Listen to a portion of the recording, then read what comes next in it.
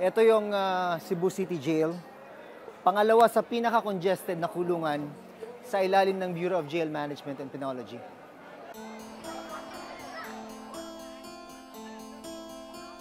Araw ng dalaw ngayon para sa mga kamag-anak ng mga nakakulong sa Cebu City Jail. Bit-bit nila, pagkain at iba't ibang gamit.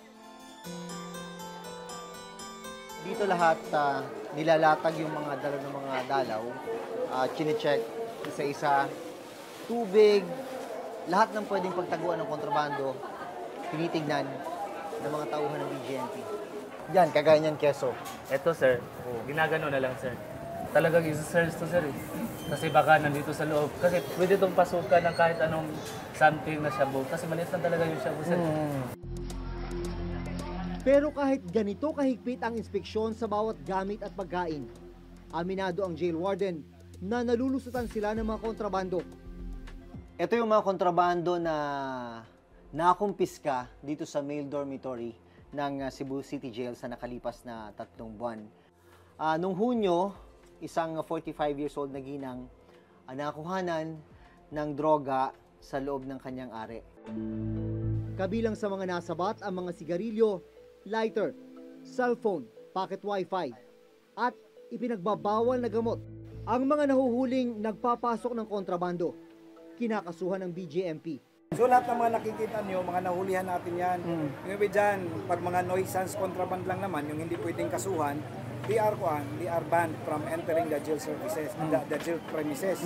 Pero yung iba dyan, puro may mga kaso yan, nakakulong na yan. Ngayon, preso na sila. Nandito na sa loob, kasama na nila yung dinadalaw nila dati. At dahil mababa daw ang bakod ng pasilidad, nakakapaghagis din ng mga kontrabando ang mga kakilala ng ilang bilanggo. Sino mo yung mga diskarte ng mga gusto magpalusot dito? Kasi ito, medyo mababa yung bakod. Gagawin nila, yan, kontrabando, ito, hahagis, pabuelo. Yan. By end of the month, lahat to, madidispose na yan. Ito, makukuha ng mato. Lahat naman ito, pupukpukin natin yan ng martilyo para di na magamit. Ang isa pang problemang kinakaharap ng Cebu City Jail, congested, uubod na ng sikip ang buong pasilidad.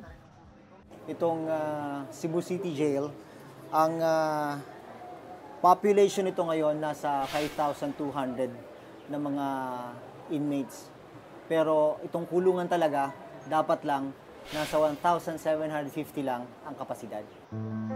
Ang seldang ito, dapat sana ay may 35 na nakakulong o kung tawagin ay Persons Deprived of Liberty o PDL. Pero naglalaman ito ngayon ng 75 na PDL.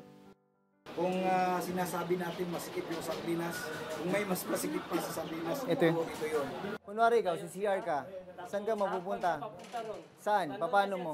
May maaapakan talaga. At dahil sobra-sobra na ang laman ng kulungan, kailangan ding mapagkasya ang pondo para sa pagkain.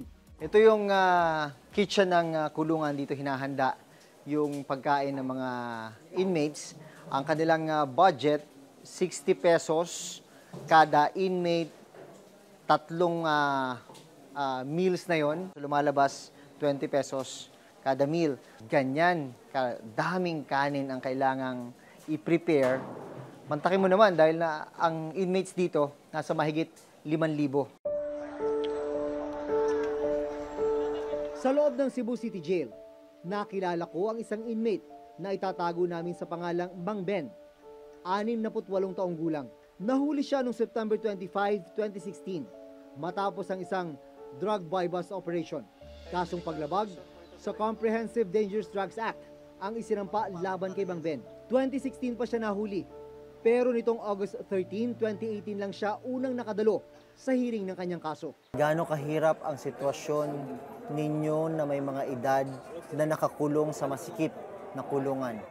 Huwag yun ka ng sikit, ikaliso kayo, kalisok. Pero gati kung nakapsikit arthritis, sige lang, tuyod ko, maganayan, sikad, lusot, katulog, wali tulog. Ako, hindi kahiga. Bangon. Waktu kaon, na makoy dalaw kayo, na kaya nagtrabaho. Sa ngayon, nagpapatayo ng panibagong pasilidad ang Cebu City Jail para masagot ang problema sa jail congestion. This is an 84 million facility na sabi ng engineer, this is on its 45% completion. Baka next year matapos na ito. And ang capacity nito ay kakasya ang 2,500 na inmates. Ayon mismo sa COA, nagiging dahilan ang congestion para manib ang isang bilanggo sa iba't ibang mga gang o pangkat para sa kanilang proteksyon at para magkaroon ng material benefit tulad ng mga kontrabando sa loob. So yung pangkats is a necessary mechanism for them. It's a social group for the inmates, okay, so that they can source out what they need, and because it's a mode of survival, nagkakaroon sila ng protection. Ang ilang mga kontrabando nagagamit daw ng mga inmate tuwing nagkakaroon ng riot o kaguluhan sa loob. Ayon sa COA report, umabot sa 612% ang congestion rate ng mga kulungang hawak ng BJMP. Higit na mas mataas ito sa 512% congestion rate noong 2016. Ang mga kulungan na may kapasidad lang na 20,653 na inmate, ngayon naglalaman na ng 146,302 inmates. Yung buhay sa loob ng kulungan ay hindi na gaanong mapayapa, or kung baga sasabihin ng napakaraming mga NGO and human rights activists, hindi na siya in fact makatao. Instead of us trying to rehabilitate them, or instead of us just trying to make sure na may pagkain doon, may sanitation, may tulugan, wala na kasi may kakulangan. Sa report ng COA, lumala ang congestion sa mga pasilidad na nasa ilalim ng BJMP dahil sa pagdami ng mga nahuling drug suspect. Dahilan din ang mabagal na pag-usad ng kaso, kakulangan ng mga judge at kawalan ng pampiyansa ng mga mahihirap na bilanggo.